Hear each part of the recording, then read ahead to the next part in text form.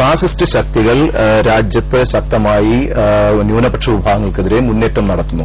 പക്ഷെ അതിനെതിരെ ന്യൂനപക്ഷങ്ങളെ സംഘടിപ്പിക്കുമ്പോൾ പ്രതിരോധത്തിന്റെ ആശയം മുൻനിർത്തി മിലിറ്റന്റായ ഒരു ഫോഴ്സാക്കി അവരെ മാറ്റാൻ ശ്രമിക്കുന്നു എന്നുള്ളതാണ് പോപ്പുലർ ഫ്രണ്ടിനെതിരായിട്ടുള്ള ആരോപണം. ഉദാഹരണത്തിന് നിങ്ങളുടെ ഓഫീസുകളിൽ അല്ലെങ്കിൽ ചില പ്രത്യേക കേന്ദ്രങ്ങളിൽ യുവാക്കൾക്ക് പ്രത്യേക തരത്തിലുള്ള പരിശീലനം നൽകുന്നു. മഞ്ചേരിയിൽ ഗ്രീൻ വാലി എന്ന സ്ഥലം ഒരു സംശയത്തിന്റെ ചിഹ്നമായി ഉയർന്നു നിൽക്കുന്നു. അവിടെ യുവാക്കൾക്ക് പ്രത്യേക പരിശീലനം നൽകുന്നു, ബൈക്കിൽ സഞ്ചരിച്ചുകൊണ്ട് പട്ടികളെ വേട്ടയാടാൻ. ഇത്തരത്തിലുള്ള ആരോപണങ്ങൾ പോപ്പുലർ ഫ്രണ്ടിനെതിരെ എന്തുകൊണ്ട് ശക്തമായി വരുന്നു? ഇതിനെന്തെങ്കിലും വസ്തുതയുണ്ടോ? എന്തിനാണ് ഈ വിധ്വംസക പ്രവർത്തനങ്ങൾ നടത്തുന്നതിനോ അല്ലെങ്കിൽ സ്ഫോടനങ്ങൾ നടത്തുന്നുണ്ടെങ്കിൽ അതിനോ ഇത്രയധികം 10-80,000 കേഡർമാര്? വിധ്വംസക പ്രവർത്തനങ്ങളൊക്കെ നടത്തുന്നുണ്ടെങ്കിൽ ഈ 4-5 എണ്ണത്തിനൊക്കെ ഇപ്പൊ കൊണ്ടുനടക്കുന്നുണ്ടല്ലോ, അതുപോലെ 4-5 എണ്ണമൊക്കെ ഉണ്ടായാൽ പോരെ. ഞങ്ങള് ഈ നാട്ടിനെതിരായിട്ടുള്ള ഒരു പ്രവർത്തനത്തിലും ഇന്നേ വരെ ഏർപ്പെട്ടിട്ടില്ല. ഞാൻ സൂചിപ്പിച്ചല്ലോ, പുകമറ സൃഷ്ടിച്ചുകൊണ്ടിരിക്കുക. ഗ്രീൻ വാലിയാണ് വലിയ സംഭവം എന്ന് പറയുന്നത്. നിങ്ങളവിടെ വരിക, ഞാൻ എല്ലാ സൗകര്യങ്ങളും ഞാൻ ചെയ്തു തരാം. അവിടെ നിങ്ങൾ എന്താണ് നടക്കുന്നത് എന്നുള്ളത് എന്നോട് പല തവണയും മാധ്യമപ്രവർത്തകരെ വെച്ചുകൊണ്ട് നിരവധി തവണ ഞങ്ങൾ അവിടെ പത്രസമ്മേളനം നടത്തിയിട്ടുണ്ട്. അവിടെ എന്താ നടക്കുന്നത് എന്നുള്ളത് അതൊരു ക്യാമ്പ് സൈറ്റാണ്. ഞങ്ങളുടെ പിന്നെ പ്രവർത്തകന്മാർക്ക് ക്യാമ്പുകൾ കൊടുക്കുന്നുണ്ട്. അതുപോലെ തന്നെ അവിടെ ഒരു ഇസ്ലാമിക സ്ഥാപനം, സ്കൂൾ ഓഫ് ഇസ്ലാമിക് സ്റ്റഡി +2 കുട്ടികൾക്ക് +2 പഠിക്കുന്ന കുട്ടികൾക്ക്, ഡിഗ്രി പഠിക്കുന്ന കുട്ടികൾക്ക് അവിടെ പഠിക്കാനുള്ള സൗകര്യമുണ്ട്. പ്രൈവറ്റായിട്ട് പരീക്ഷ എഴുതാനുള്ള സൗകര്യമുണ്ട്. ഇതൊക്കെ അല്ലാതെ ഒരു ദുരൂഹതയും ഈ കാര്യത്തിലില്ല. അതുപോലെ വേറൊരു ആരോപണമാണ് പട്ടിയുടെ വെട്ടുന്നു എന്നുള്ളത്. ആരാ അത് പഠിച്ചു വിട്ടിട്ടുള്ളത്? എവിടെ നിന്നാണ് വന്നിട്ടുള്ളത്? ദൈവത്തിനറിയാൻ ഇത്തരം ആരോപണം എന്താണ് ഇവിടെ ഉണ്ടാക്കിക്കൊണ്ടിരിക്കുന്നത്. CPM ആണ് ഇത്തരമൊരു ആരോപണത്തെ. ഇതിൽ ഞങ്ങൾ മനസ്സിലാക്കുന്ന ഒരു ഘടകം, ഇന്ത്യ രാജ്യത്ത് പുതിയ ഒരു കാഴ്ചപ്പാടോടുകൂടി ഒരു ശക്തി വന്നുകൊണ്ടിരിക്കുകയാണ്.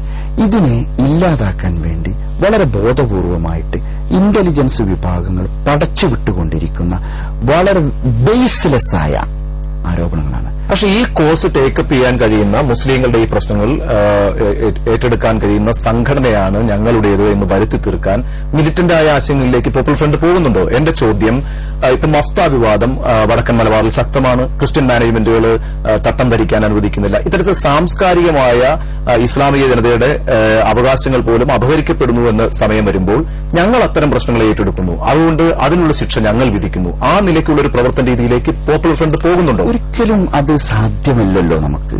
എങ്ങനെ നമുക്ക് അങ്ങനെ കഴിയാം? ഇതൊരു ജനാധിപത്യ രാജ്യമാണ്. ഈ ജനാധിപത്യ രാജ്യത്ത് നിയമത്തെ കയ്യിലെടുത്തുകൊണ്ടൊന്നും ആർക്കും പോകാൻ കഴിയില്ല. നിങ്ങൾക്ക് ദാറുൽ ഹുദ എന്നൊരു കോടതിയുണ്ടോ? ശരിയാ കോടതിയുണ്ടോ പോപ്പുലർ ഫ്രണ്ടിന്? പോപ്പുലർ ഫ്രണ്ട് ഓഫ് ഇന്ത്യക്ക് അങ്ങനത്തെ ഒരു ശരിയത്ത് കോടതിയേ ഇല്ല. എന്താണത് മനസ്സിലായി? ഇത് പടച്ചുവിടുന്ന ഒരു കേന്ദ്രങ്ങൾക്ക് ചില ലക്ഷ്യങ്ങളുണ്ട്. എന്താണ് വസ്തുത എന്ന് അന്വേഷിക്കാൻ ഇപ്പോഴെങ്കിലും ഇതുപോലൊരു അവസരമുണ്ടായല്ലോ എന്നതിൽ എനിക്ക് വളരെ ചാരിതാർത്ഥ്യമുണ്ട്, അഭിമാനമുണ്ട്. ഒറ്റ ചോദ്യം, അഷ്റഫിന്റെ മൊഴി പ്രകാരം ദാറുൽ ഹുദ കോടതിയുടെ അംഗീകാരത്തോടുകൂടി നടപ്പാക്കിയ സംഭവമാണ് TJ ജോസഫിന്റെ കൈവെട്ടലെന്ന് പറയുന്നു. ഇതിനെ എങ്ങനെ വിശദീകരിക്കും നിങ്ങൾ? ഏത് അഷ്റഫ് പറഞ്ഞു, എപ്പോ പറഞ്ഞു, ആരോട് പറഞ്ഞു വ്യക്തമാക്കേണ്ടത്. ഒന്ന്, ദാറുൽ ഹുദ കോടതി എന്നൊന്നില്ല. അത് ദാറുൽ ഖള എന്നതാണ്. ഇതെന്താണ് സംഭവം എന്ന് വെച്ചിട്ടുണ്ടെങ്കിൽ, ധാരാളം കേസുകൾ മുസ്ലിം സമുദായത്തിന്റെ ഇടയിലുണ്ടാകുന്നുണ്ട്. പരസ്പരം തർക്കങ്ങൾ ഉണ്ടാകുന്നുണ്ട്. കോടതികളിൽ കെട്ടിക്കിടക്കുന്ന കേസുകൾ, കുടുംബങ്ങളുടെ പ്രശ്നങ്ങൾ, ഇതൊക്കെ പണ്ഡിതന്മാര്, അഭിഭാഷകര്, സാമൂഹ്യ പ്രവർത്തകര് ഒക്കെ ചേർന്നിരുന്നുകൊണ്ട് പരസ്പരം സംസാരിച്ച് സെറ്റിൽ ചെയ്യുന്ന വളരെ പ്രാദേശികമായ ഓരോ സ്ഥലങ്ങളിലും ഉള്ള ഒരു സംവിധാനം, അതിനൊരു വ്യവസ്ഥാപിതത്വം ഉണ്ടാക്കിയെന്നുള്ളത് അതൊരിക്കലും ഇവിടുത്തെ രാജ്യത്തെ നിയമങ്ങളെ വെല്ലുവിളിക്കുന്നതോ ഈ അത്തരത്തിലുള്ള ശരീഅത്ത് നടപ്പാക്കാനുള്ള സംഗതിയോ അല്ല. തുടങ്ങിയ സംഭവം നടക്കുമ്പോൾ താങ്കൾ എവിടെയായിരുന്നു? ഞാൻ UAE-യിലായിരുന്നു. ടീക്കോയ തേജസ് എന്ന് പറയുന്ന താങ്കളുടെ പത്രത്തിന്റെ എഡിറ്റർ എവിടെയായിരുന്നു? ബഹ്റൈനിലായിരുന്നു. കുവൈറ്റില്. ഈ അബൂബക്കർ എവിടെയായിരുന്നു? ഈ അബൂബക്കർ ഡൽഹിയിലായിരുന്നു. ഇങ്ങനെ നേതാക്കൾ ഗൾഫിൽ വിദേശത്ത് പോയി പണം സ്വീകരിക്കുകയും അങ്ങനെ ഈ മൂവാറ്റുപുഴ സംഭവം അടക്കമുള്ള സംഭവങ്ങൾ ഉയർത്തിക്കാട്ടി ഫണ്ട് പിരിക്കാനുള്ള യാത്ര പോപ്പുലർ ഫ്രണ്ടിന്റെ നേതാക്കൾ നടത്തിക്കൊണ്ടിരിക്കുകയായിരുന്നു എന്നൊരു ആരോപണമുണ്ട്. യെസ്, അന്വേഷിക്കണം. ഞങ്ങൾ എന്തിനാ പോയതെന്ന്.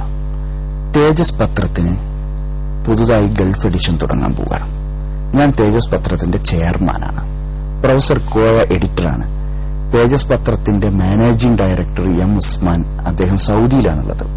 സൗദിയിൽ നിന്ന് ഞങ്ങൾക്ക് പത്രം തുടങ്ങാനുള്ള പെർമിഷൻ ലഭിച്ചിരിക്കുന്നു.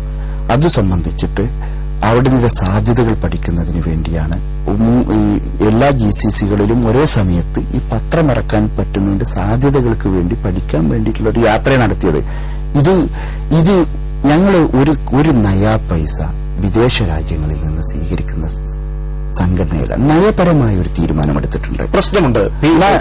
തേജസ് പോലൊരു പത്രം, അതിന് PRDയുടെ പരസ്യം കിട്ടുന്നുണ്ടോ? ഇല്ല. PRDയുടെ പരസ്യം കിട്ടുന്നില്ല എന്ന് മാത്രവുമല്ല, നമുക്കെല്ലാവർക്കും അറിയാമല്ലോ, വരിസംഖ്യ കൊണ്ട് മാത്രം ഒരു പത്രം നടക്കില്ല. അപ്പൊ പിന്നെ എങ്ങനെയാണ് തേജസ് പോലൊരു പത്രം നിങ്ങൾ നടത്തിക്കൊണ്ടുപോകുന്നത്? അതിന്റെ വരുമാനം, അതിന്റെ സോഴ്സ് എവിടുന്നാണ്? ആ ഫണ്ട് എവിടുന്നാണ്? തീർച്ചയായിട്ടും തേജസ് പത്രത്തിന്റെ സംബന്ധിച്ചിടത്തോളം PRDയുടെ പരസ്യം ഗവൺമെന്റ് നിഷേധിച്ചു.